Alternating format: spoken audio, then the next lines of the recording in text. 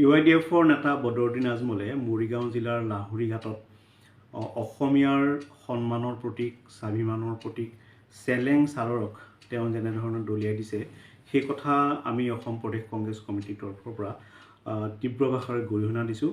আৰু চেলেং চাদৰ আচলতে অসমীয়া জাতীয় জীৱনৰ এক মান ধৰা, আনক মান ধৰা বা আমি সন্মান প্ৰদৰ্শন কৰা এখন বস্ত্ৰ। এই বস্ত্ৰ আমি যেতিয়া আমাৰ কোনো মাংগলিক অনুষ্ঠান থাকে সেই মাংগলিক অনুষ্ঠানত এই বস্ত্ৰখন ব্যৱহাৰ কৰা হয়।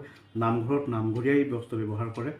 আৰু এই বস্ত্ৰখন যেতিয়া তেখেতক কাৰোবাৰ সন্মান প্ৰদৰ্শন কৰিবৰ কাৰণে দিয়া হয় তেতিয়া সসন্মানে এই বস্ত্ৰখন ডিঙিত ৰখা হয়। কিন্তু আজমল ডাঙৰীয়াক ডিঙিত দিয়া গামোচাখন তেখেতে যেনেদৰে দলিয়াই দিলে ইয়াৰ পৰা এটা কথা অনুমান কৰিব পাৰি যে তেখেতে অসমীয়াৰ যি স্বাভিমান সেই স্বাভিমানক আজি অসমীয়াৰ যি সন্মান, অসমীয়াৰ যি সন্মানীয় বস্ত্ৰ, ভগৱানক আৰাধনা কৰা যি বস্ত্ৰ সেই বস্ত্ৰ তেওঁ দলিয়াই দি প্ৰমাণ কৰিছে তেওঁ আচলতে অসমীয়া জাতীয় জীৱনৰ লগত তেওঁ কোনো ধৰণৰ সম্পৰ্ক নাই, কেৱল ব্যৱসায়িক সম্পৰ্কৰ বাবেই তেওঁ সদায় ৰাজনীতি কৰি আহিছে।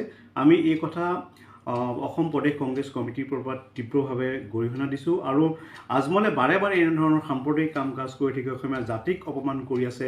তাৰ পিছতো কিন্তু আজমল ডাঙৰীয়াৰ ওপৰত চৰকাৰে কোনো ধৰণৰ ব্যৱস্থা গ্ৰহণ কৰা নাইকিয়া। বিজেপি আৰু আজমলৰ মাজত বা AIUDFৰ মাজত যে এটা সম্পৰ্ক আছে, মানুহক সাম্প্ৰদায়িক ৰাজনীতি তেওঁলোকে মেৰু বিভাজন কৰি তেওঁলোকে কাম কৰিব বিচাৰে, সেই কথাটো আজি পুনৰবাৰ প্ৰমাণিত হ'ল। আৰু আমি সজোৰে দাবী জনাইছোঁ আজমল ডাঙৰীয়াক গ্ৰেপ্তাৰ কৰিব লাগে, গ্ৰেপ্তাৰ কৰি তেওঁৰ বিৰুদ্ধে ব্যৱস্থা গ্ৰহণ কৰিব লাগে। অন্যথা অসম প্ৰদেশ কংগ্ৰেছ কমিটিয়ে কিন্তু এই কথাটো সহজভাৱে নলয়, আইনৰ সহায় ল'বৰ কাৰণে অসম প্ৰদেশ কংগ্ৰেছ কমিটি বাধ্য হ'ব।